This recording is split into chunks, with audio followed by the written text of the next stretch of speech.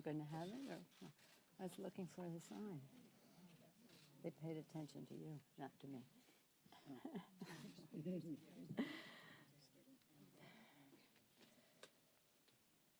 Good morning, everyone. Yesterday, hundreds of thousands of women and their friends and men poured into the streets to champion the values of the American people. Hundreds of thousands of people here, hundreds of thousands of people in different cities across the country, tens of thousands and thousands throughout in different venues. In the anniversary of the Women's March and day one of the Trump shutdown, Americans marched to call on our government to honor the priorities and values of the American people. I'm proud to stand here today with the House Democratic women who are leading the fight for those priorities and values in the Congress. Yesterday on the floor of the House, I said there is a path, and here today we want to talk more about that path. You heard yesterday in our press event when Mr. Welsh talked about his letter to the president to say what are the priorities that we are fighting for in all of this.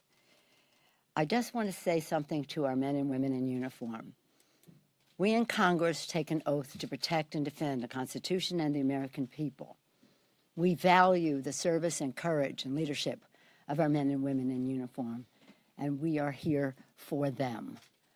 I want them to ignore anything that they're hearing from the other side, that they're not going to get paid, that we're not there for them. They are going to get paid, and we want them to have the resources they need to keep America safe and to keep themselves safe. And we know from listening to General Mattis and other leaders in the Department of Defense that the best way to keep them safe is for us to have an omnibus until the end of the fiscal year instead of once again CR after CR after CR. So honoring our oath to keep the American people safe and recognizing that in the domestic budget there are security initiatives that relate to Homeland Security, veterans, State Department, anti-terrorism activities in the Justice Department. We really need to have parity in our discussion on the budget. And the additional money that we want on the domestic side is what we're here to discuss this morning, so that people know what this discussion is about. We're not resenting, we're supporting the defense initiatives if that's what the Department of Defense thinks we need to keep America safe. But at the same time, as I say, there's security functions on the domestic side, and we want additional money to address some of the challenges that our country faces. And one of those that is really very, very important in every district in America, where there is strong bipartisan support, every one of our solutions on the path to an agreement, which we could make in an hour. We want the president to come to the table and negotiate how we can do this in a very short period of time to open up government. But one of the issues, and every initiative has strong bipartisan support, as you will hear. And one of the issues that affects every member of Congress all across the country and the strength of our country is the opioid epidemic. A leader in that fight here, leading a bipartisan coalition, is Congresswoman Annie Kuster of New Hampshire. Sorry. Thank you, Linda. My state is in the midst of an emergency. People are literally dying every day, and lives are being saved, thankfully, from Narcan, but these people are on the brink of a crisis for their health, for their family, for their well-being. And I have colleagues in every district across the country facing this tragedy of the opioid epidemic. Fortunately, we have come together, and I'm very proud to be the co-chair of a bipartisan task force to tackle the opioid epidemic. We have 100 members of Congress, Republicans and Democrats, working together. We recently, in this room, released our agenda for bills that we all agree we need to tackle. And just last week, we issued a letter with 50 signers, Republicans and Democrats, coming together, calling on this president to declare the emergency, extend the emergency declaration that was due to expire on January 23rd, and to provide the resources. This is an emergency. It cannot be covered by the continuing resolution. We need to come together, and we can. Republicans and Democrats fighting together to tackle this opioid epidemic, get our families back together, get people back to work. Our economy will suffer. Our communities will suffer. Now is the time. Thank you.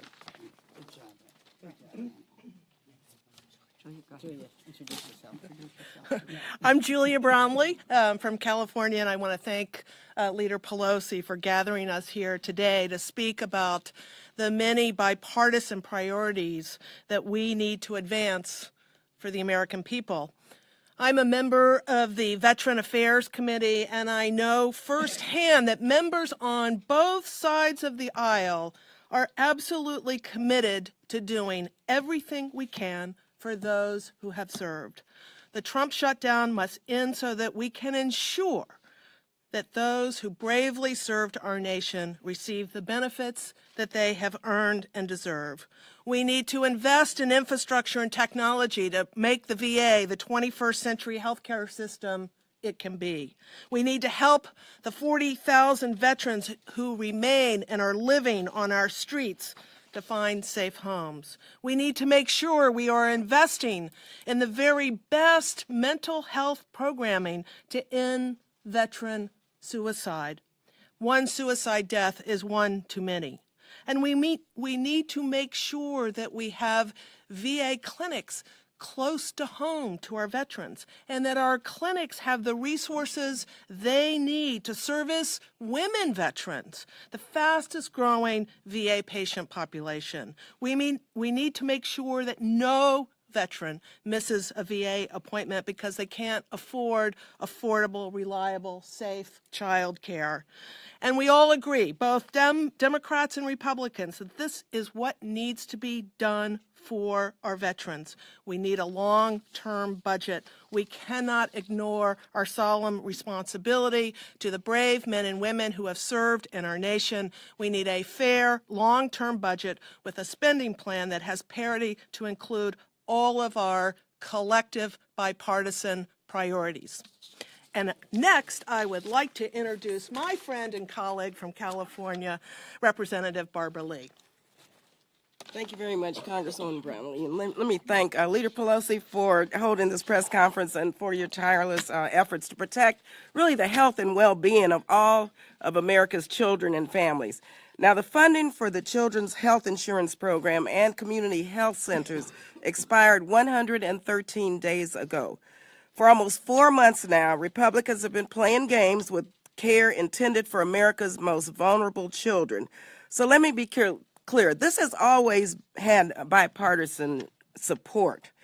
9 million children are on the brink of losing health insurance thanks to GOP inaction, and 27 million Americans rely on community health centers. They're at risk because of Republican obstructionism. Many children rely on community health centers for their health care. Also, their families rely on community health centers for their health care, especially in rural communities. But now, of course, after passing this tax scam that will cost over $2 trillion, they're claiming that funding CHIP and community health centers is too expensive. This is particularly absurd when we know that a permanent reauthorization of CHIP would actually save our government $6 billion over the next 10 years. So it's time now for Republicans to negotiate in good faith. It's time for them to come to the table and talk about and negotiate about all of these discussions and initiatives and policies that we're talking about today so that we can fix this crisis and get the government back to work. My late mother reminded me that where there is a will, there is a way, and we can do this. Let me now bring forward my colleague from the great state of Michigan, Congresswoman Debbie Dingell, member of the Energy and Commerce Committee. Thank you, Congresswoman Lee. And I want to thank Leader Pelosi and all of my women colleagues for being here today. We are here urging the Republicans to help us and join us in reopening the government and addressing the critical issues that face the American people today. Each of the issues that we're talking about matters to the American people. And one of the most pressing is the pension crisis facing working men and women in Michigan and across the country. In fact, President Trump came to my state and to West Virginia and other states across the country and connected with those working men and women and said, I will help you. We need to help them. When I go home to Michigan every week, and I don't care if I'm in the grocery store, if I'm at church, I'm at the hairdresser, somebody's coming up to me and saying, will you help me? What are you going to do? I hear from these people that are scared to death about what's going to happen to them. I have the largest group of Central Pension Fund members live in my district. But it's not only them, it's steel workers, it's mine workers. These hardworking men and women were made a promise. They played by the rules. They worked a lifetime, they put money into their pensions, and they thought when the time came to retire, their pensions would be there. They'd be safe, and that they would be allowed to live with dignity and security. We have a bill that upholds that promise, and we've made it clear that it's a priority in ending funding bill. So we're here to ask Republicans today, join with us to get this done. You know, this isn't a Democratic issue or a Republican issue. We are talking about human lives, human people, individuals that are emotionally scared to death about what's going to happen to them. Let's stop the politics and let's do the job that we were elected to do to help the constituents that we represent. Work with us on a bipartisan compromise that will reopen the government and provide relief to all these people, working men and women. And now it's my honor to introduce my great colleague, Congresswoman Michelle Grisham Lujan. Lujan Grisham. Michelle. As long as they get the Lujan in there, I really don't care what order it's in, as my father would say. I, too, am incredibly honored and thank the leader for putting together this press conference because it's a great recognition that women, these women and many more, including Republican women, have been working across the aisle for months and, frankly, in every single Congress that I've been lucky enough to be reelected to participate in. And this is my second Republican shutdown, but for many of the women here today, it's their fifth Republican shutdown. And the notion that we are not cooperating or compromising is absolutely false. And in fact, as chairwoman of the Congressional Hispanic Caucus, we have been negotiating on protecting Dreamers for far longer than after the rescission of the DACA program in September. And this notion that we have not been willing to come to the table, as I said, is incredibly false. So the DREAM Act, which many have talked about as being a partisan response to doing something for a permanent DACA fix, remember, has several House Republicans on it and 2 Republicans on a discharge petition. It is absolutely bipartisan and has been passed by these chambers before in a bipartisan manner. So that's just false. And we have a second bill in the House that is bipartisan, that is being referred to as the Hurd-Aguilar bill, that takes DREAM components of that legislation. It's a permanent fix, includes citizenship, is very clear about a permanent solution for Dreamers, and it connects that with, border security, that deals with border security in a meaningful way, so that we're dealing with technology and we're investing in things that would actually make the border more secure, on top of bipartisan, unanimous efforts out of the House jurisdictions, the Homeland Security Committee, that is already invested billions in a variety of border security efforts. Bipartisan, bipartisan, bipartisan, and the Senate has been working on a DACA fix that is also bipartisan, Graham and Durbin. So this solidarity today, and in my state, leader, they're marching today. Thousands of women are marching today. And in fact, we talked about the military. I just want to throw this out, even though I'm really done. Thousands of DACA recipients are serving, men and women serving every branch of our military in this country. It's not about one single issue. It is about all of the issues that have received productive bipartisan support, led by so many women and others in both chambers, and the leadership, the Republican leadership and the White House have failed us by refusing to allow us to have a vote, by refusing to recognize that indeed and in fact there are and have been many productive bipartisan solutions. And we are here. We were ready to work before, and we're ready to work now. We are motivated. Please give us those votes. Thank you. And it is my honor to now represent another colleague, an incredible leader on the Congressional Hispanic Caucus, Congresswoman Nydia Velázquez. Thank you, Michelle. And Leader Pelosi, thank you so much for bringing most of the women, almost everyone here, to send a strong message to the president and to the Republican leadership. We need to reopen the government. 4 months after Maria, 45% of the people, 500,000 people in Puerto Rico, do not have power. More than 1,000 people have died after Maria. Bridges and roads still are inaccessible. People are suffering. When a natural disaster strikes, the most fundamental responsibility of the federal government is to show up, is to make people's life whole again. Suicide in Puerto Rico has skyrocketed.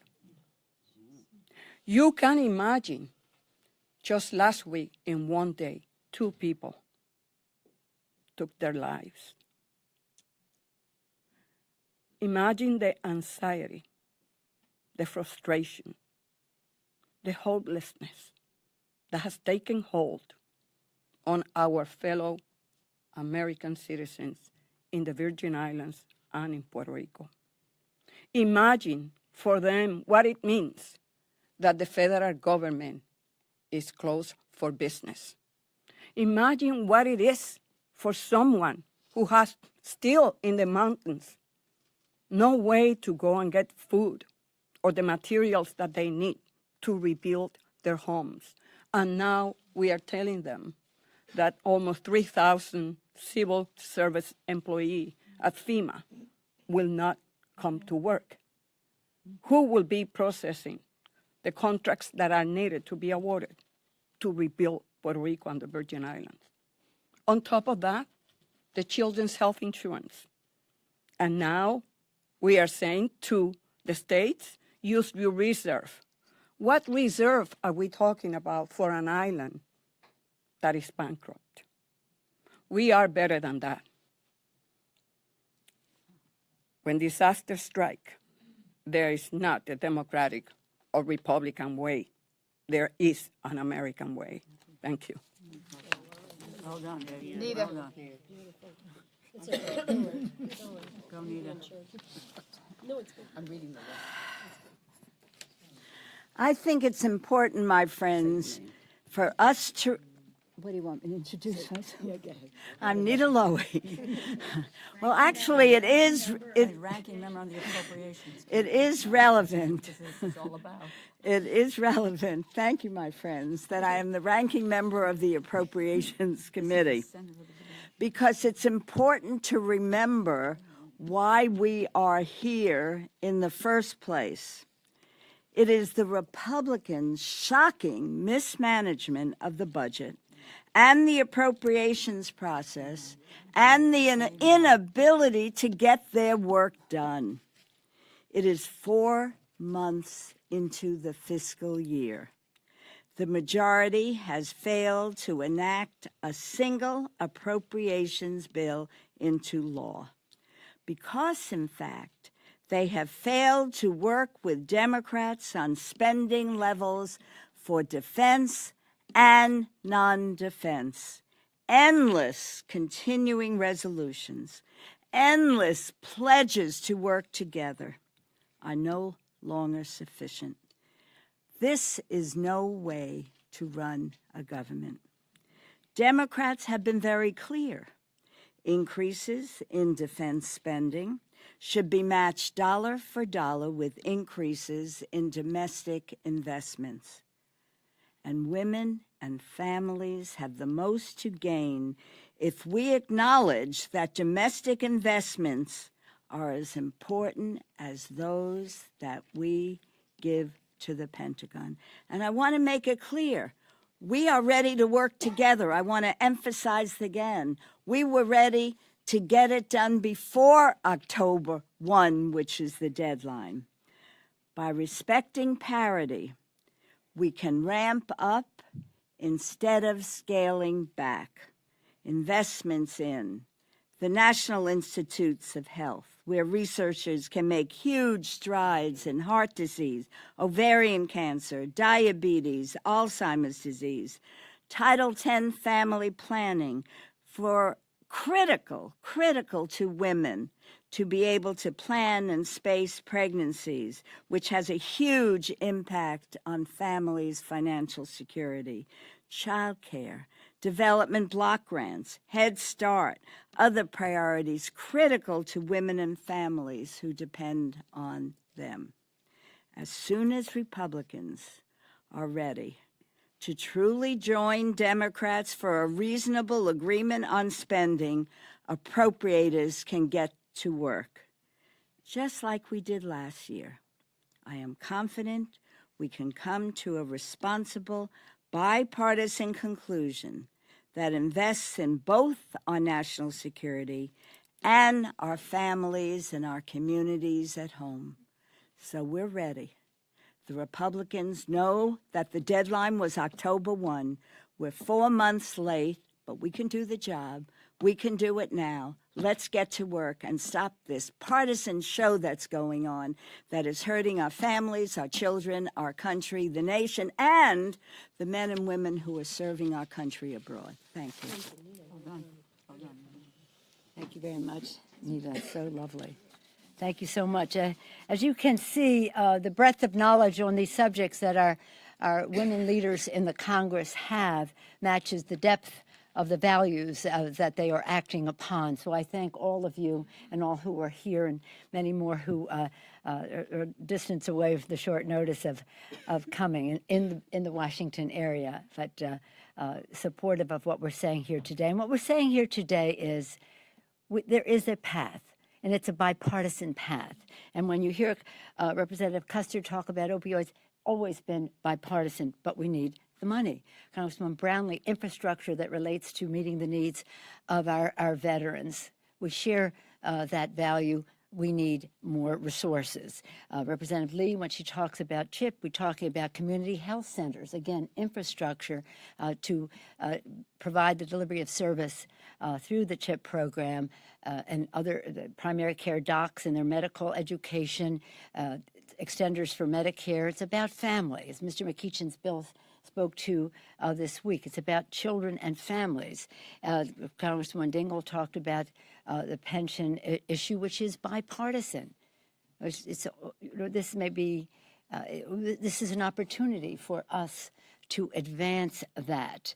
Again, when we talk about our dreamers, this is bipartisan, as the chairwoman, the distinguished chairwoman of the Hispanic Caucus told us. Congresswoman Velazquez, infrastructure, Puerto Rico, we really have tremendous needs. And you work with our Republican commissioner, so there's commonality of interest in how we meet the needs in Puerto Rico and the Virgin Islands, very important in terms of the Virgin Islands. And Congresswoman Lowy said it so well. This is 4 months past. We have 4 CRs. Now they want to come up with a 5th CR. 5 CRs, 5 shutdowns of government. Let's just look to the future. We ask the president to come to the table so that we can get this done. We don't want to, the purpose of today is to once again, as we did yesterday here and on the floor, to say this isn't about misrepresentations that are being put out there, misunderstandings that people may have.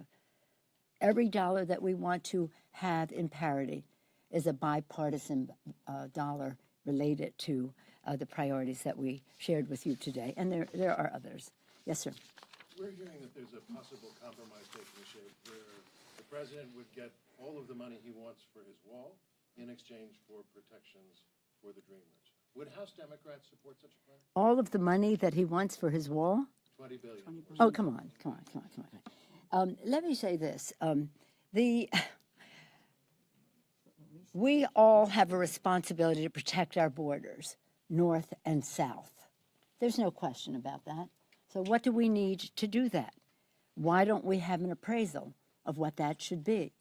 Right now, Congresswoman, I'm sure, no, Lujan Gush, Roy Allard is our ranking member, top Democrat on the subcommittee on appropriations that does Homeland Security, and they are responding to what the Border Patrol says that they need.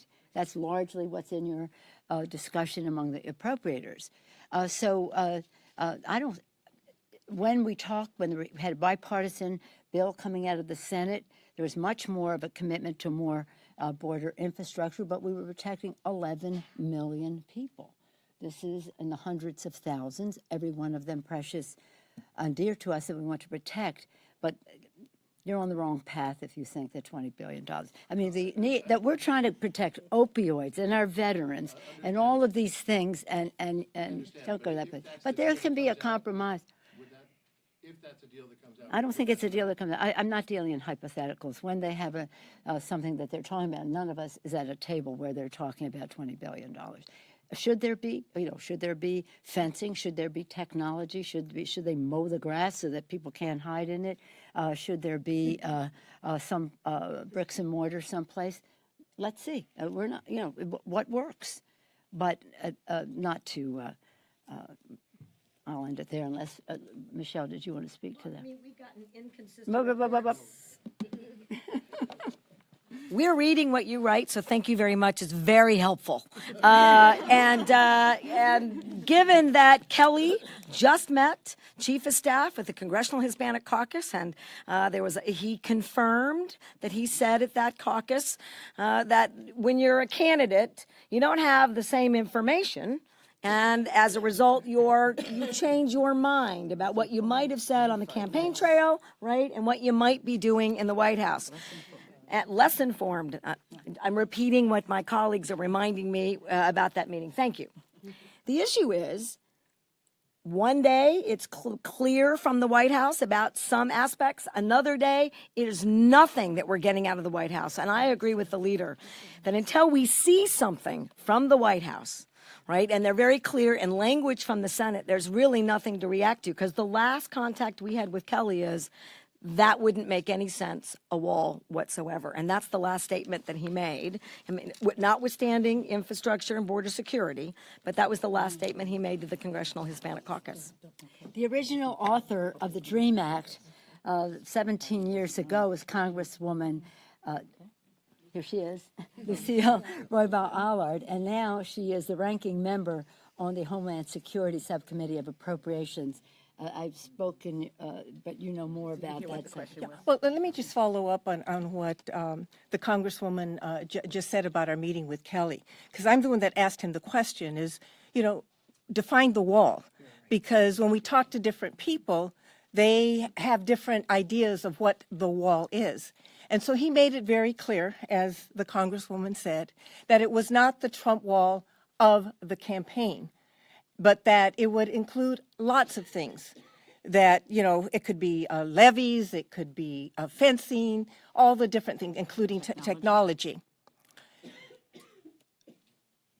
One point that he made was that Border Patrol had to be an intricate part of making those decisions. So what we did was, with the Hurd-Aguilar bill, we went to Border Patrol. They have a 10-year plan, and we took their recommendations of what could be done and what was needed to secure our border, and we put those into the Hurd-Aguilar bill on the security part. And that's what we are trying to get passed, because it meets the requirement on border security that Kelly told us. And it also, in terms of the DREAM Act, also meets the the desires of those who support Dreamers, it also meets those requirements. So, and it's bipartisan. It's something that has been worked on by both Republicans and Democrats, for which we are getting more and more support. I don't know what the last number was, but it was in the 26 Republicans now. And there's others who say if it comes to the floor, we will vote for it. So again, the question is, Speaker Ryan, why aren't you bringing up this bill? It's a bipartisan bill. It meets the requirements of both the White House, according to Kelly, and it meets the requirements of those who are supporting the Dreamers. Bring it up, bipartisan, it will pass, and we can open the government and get this done with. And by the way, is that $20 billion going to be paid by Mexico? Yes, sir. Friday night, it sounded like Senator McConnell had offered Graham and Durbin a vote on their bill by February 8th if a deal had not been reached before then. Seemed to meet the criterion of the path to getting a docket deal done that a lot of Democrats have called for. Is that the type of thing that you're looking for? Is that enough assurance, a Senate vote on Durbin-Graham? No, it'd have to be a vote in the House and the Senate. A vote in the House and the Senate. So without assurances from Ryan, that's not good enough for you? Well, let me just say what our openness is on this subject. We have been saying that we wanted to have, with the passage of the omnibus, to have this resolution on there. There's been some unease on the part of some in the Republican leadership to say, well, we want to do it separately. Okay, but you have to do it first. Any other questions? If not, no more questions. Let me. Yes, sir. The president has made very clear, he has stated that there will be no negotiations on DACA while there is a shutdown. How has that changed the dynamic of negotiations, and has that placed the Appropriations process is central to this. to agree to end this in order to get what you want? Let me just say what we are asking for in order to support a continuing resolution. We object to the fact that it's the 5th. It's ridiculous. Ask General Mattis. Ask the Secretary of the Navy. It's ridiculous. There's no way to run a country or a military to just keep going CR to CR. So we object to that. But where we could come to agreement is if the next CR was one that had the 4 pillars: parity, pay-fors, DACA, border. And the parity and pay-fors is the heavily weighted side of this. Opioids, veterans, CHIP, pensions, disaster assistance, the list goes on. But it is all bipartisan. We didn't come up with an idea of some progressive agenda of the future that we were saying to them, you should pay for this if you want our vote. We're saying, you agree with this. We need this money. We cannot let, these are emergencies that have to be addressed. We cannot let them cannibalize the rest of the domestic budget. And let me just finish this thought. So if they have a CR that says, this is what we will work on in the next 2 weeks, that is to say the top line on the money, the recognition of the pay-fors, the parameters of the Dreamers, and what the security is, because the president has said he wanted security, and we do too. If we have that, then the appropriators can sit down and do their work to write the bills. So for the president to say that is, well, I'd like him to come to the table. I'd like to talk to him about that, because that may have been a momentary notion, but in fact, of getting something done, we really need a strong idea. Yes, ma'am. I just wanted to remind, we're well aware. The president created the DACA crisis. Didn't have to do that. We, the Democrats, made sure that the first CR, when they didn't do any of their work in September, got over the finish line, because we want government open. We have been very clear that this is about appropriations, about stability. CRs are bad for everyone. There's not a single state or community that thinks that a CR is a good idea. We don't want it. We want to support, in a bipartisan manner, getting government open and getting a full year of appropriations. The president created a DACA fix problem. And to say that he's unwilling to talk about it now, then he shouldn't have rescinded that in September. We've done everything we can and everything that the White House has asked us to do. And now they have to come to the table and put Americans first and be clear that we are all about creating an environment where we fully fund the government and deal with every issue and priority that deserves our attention. In fact, that's our job. If I just may remind that yesterday here and on the floor of the House, our whip reminds everyone that 100% of the Democrats voted for the first continuing resolution, to give it time to get it done because they had failed to get it done on time in the first place. But as this goes on, one CR, another CR, another CR. Just ask General Mattis, Secretary Mattis now. But I thank my colleagues for their leadership on this. We have work to do. We're on the floor now, so we're going to have to go. I just want to, on a personal note, pay tribute to someone, Paul Booth, who passed away this week. Today, a Congresswoman, I don't know if she's still here, some of the members have visited to sit Shiva with his wife, Heather Booth.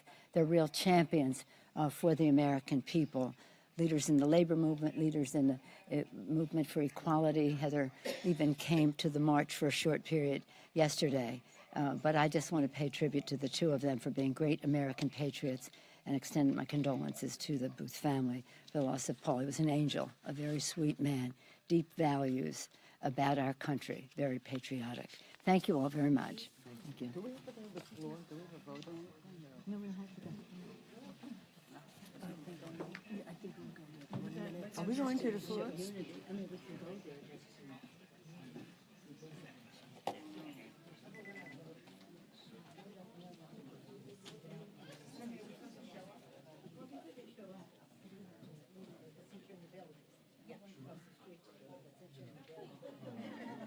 I have to go in the elevator.